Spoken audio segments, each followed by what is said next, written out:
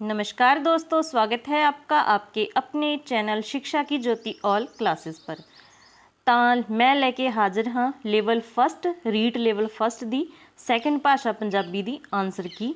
तो चलो फिर ਆਪਾਂ प्रश्न ਮਿਲਾ ਲੈਂਦੇ ਹਾਂ। ਸਭ ਤੋਂ ਪਹਿਲਾ ਪ੍ਰਸ਼ਨ ਹੈ ਜੀ, ਦੁਆਬੀ ਉਪਭਾਸ਼ਾ ਕਿਹੜੇ ਜ਼ਿਲ੍ਹੇ ਨਾਲ ਸੰਬੰਧ ਰੱਖਦੀ ਹੈ। ਦੁਆਬੀ ਜੋ ਉਪਭਾਸ਼ਾ ਹੈ ਉਹ ਜਲੰਧਰ ਜ਼ਿਲ੍ਹੇ ਨਾਲ ਸੰਬੰਧ ਰੱਖਦੀ ਹੈ। ਇਹਦਾ ਆਨਸਰ ਜੋ ਹੋਊਗਾ ਰਾਈਟ ਡੀ ਹੋਊਗਾ। ਅਗਲਾ ਪ੍ਰਸ਼ਨ ਹੈ ਜੀ, ਪੰਜਾਬ ਅਤੇ ਪੁਸਤਕ ਸ਼ਬਦ ਕਿਸ ਨਾਂਵ ਸ਼੍ਰੇਣੀ ਵਿੱਚ ਆਉਂਦੇ ਹਨ। ਇਹਦਾ ਸਹੀ ਆਨਸਰ ਹੋਊਗਾ ਏ, ਪੰਜਾਬ ਖਾਸ ਨਾਂਵ ਅਤੇ ਪੁਸਤਕ ਆਮ ਨਾਂਵ ਨਾਲ ਸੰਬੰਧ ਰੱਖਦੇ ਹਨ।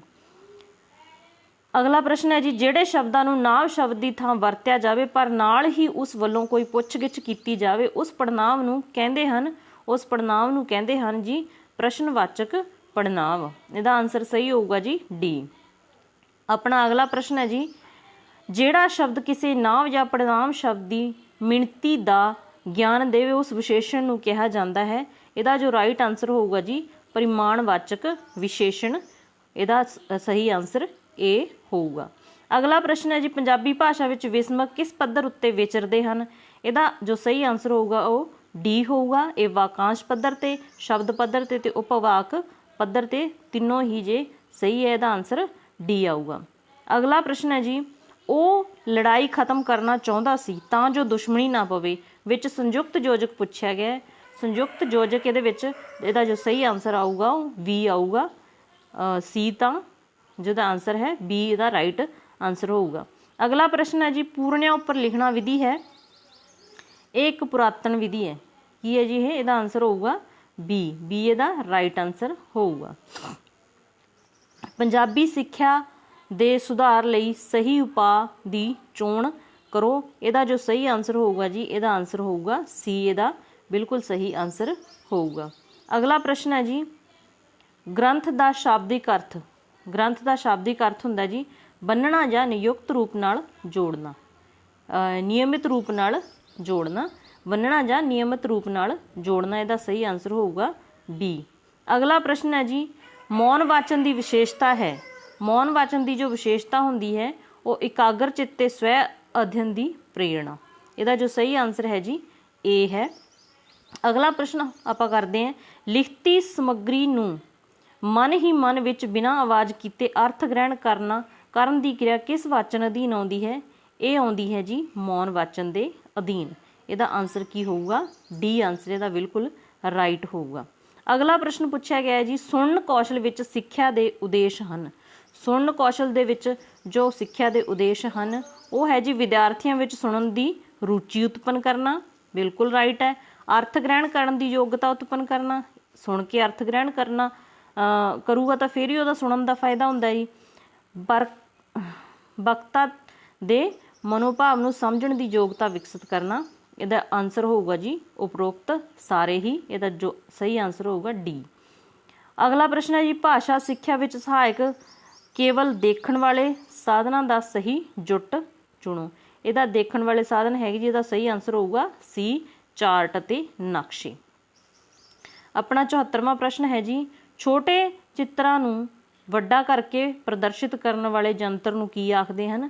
ਇਹ ਹੈ ਜੀ ਐਪੀਡਾਇਸਕੋਪ ਇਹਨੂੰ ਕਹਿੰਦੇ ਹਨ। ਇਹਦਾ ਜੋ ਬੀ ਆਨਸਰ ਬਿਲਕੁਲ ਰਾਈਟ ਹੋਊਗਾ। ਸਕੂਲ ਵਿੱਚ ਹੋਏ ਵਿਦਿਆਰਥੀਆਂ ਦੇ ਵਿਵਹਾਰ ਪਰਿਵਰਤਨ ਦੇ ਸੰਬੰਧ ਵਿੱਚ ਪ੍ਰਮਾਣਾਂ ਦੇ ਸੰਕਲਨ ਦੇ ਉਹਨਾਂ ਦੀ ਵਿਆਖਿਆ ਕਰਨ ਦੀ ਪ੍ਰਕਿਰਿਆ ਨੂੰ ਮੁਲਾਂਕਣ ਕਹਿੰਦੇ ਨੇ। ਇਹ ਕਥਨ ਕਿਸ ਵਿਦਵਾਨ ਦੇ ਹਨ। ਇਹ ਕਥਨ ਜੀ ਹੈ ਕੁਆਲੇਨ ਦੇ ਹੈਗੇ। ਇਹਦਾ ਜੋ ਸਹੀ ਆਨਸਰ ਹੈਗਾ ਇਹ ਹੋਊਗਾ।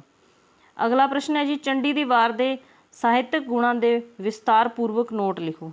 ਚੰਡੀ ਦੀ ਵਾਰ ਦੇ ਸਾਹਿਤਕ ਗੁਣਾਂ 'ਤੇ ਵਿਸਤਾਰਪੂਰਵਕ ਨੋਟ ਲਿਖੋ। ਇਹ ਕਿਸ ਤਰ੍ਹਾਂ ਦਾ ਪ੍ਰਸ਼ਨ ਹੈ। ਇਹਦਾ ਜੋ ਆਨਸਰ ਹੈ ਇਹ ਨਿਬੰਧਾਤਮਕ ਪ੍ਰੀਖਿਆ ਹੈ। ਇਹਦਾ ਸਹੀ ਆਨਸਰ ਇਹ ਹੋਊਗਾ।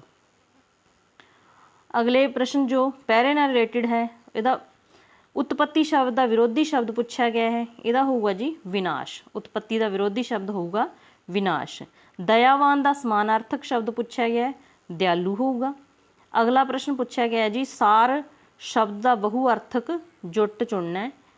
ਉਹ ਹੈ ਜੀ ਸਾਰ ਮਤਲਬ ਖਬਰ ਲੈਣੀ ਜਾਂ ਕਿਸੇ ਗੱਲ ਦਾ ਸਾਰ ਕੱਢਣਾ, ਨਿਚੋੜ ਕੱਢਣਾ। ਇਹਦਾ ਜੋ ਸਹੀ ਆਨਸਰ ਹੋਊਗਾ ਸੀ। ਇਹਦਾ ਬਿਲਕੁਲ ਹੀ ਰਾਈਟ ਆਨਸਰ ਹੈ।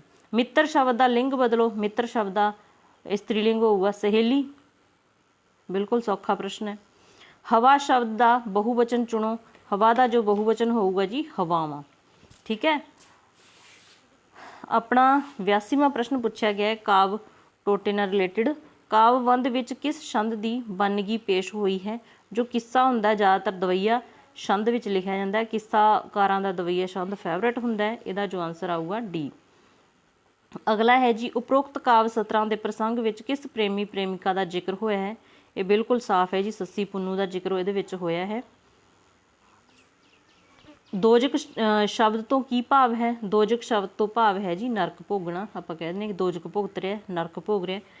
अगला प्रश्न है जी काव्य विचार किस काव्य रूप का हिस्सा है, तो यह है जी किस्सा, किस्सा काव्य रूप का हिस्सा है। अपना जो 86वां प्रश्न है पंजाबी भाषा विच ऊड़ा आड़ा ईड़ी किहो जिहे वाहक हैं। ये सब नूं पता है जी ये स्वर वाहक हैं। छछा वर्ण नूं वर्णमाला दे किस वर्ग विच वंडिया गया है, ये है जी चच्चे वर्ग दे विच वंडिया गया है। अगला प्रश्न है जी पंजाबी भाषा व्याकरण विच किन्ने लगाखर हैं। इसका सही आंसर है जी 3। इसका जो सही आंसर है ए बिल्कुल इसका सही आंसर है। अगला प्रश्न है जी दुत्त अखरां नूं डैश भी कहा जाता है, दुत्त अखरां नूं जुड़वें या संयुक्त अखर भी कहे जाते हैं।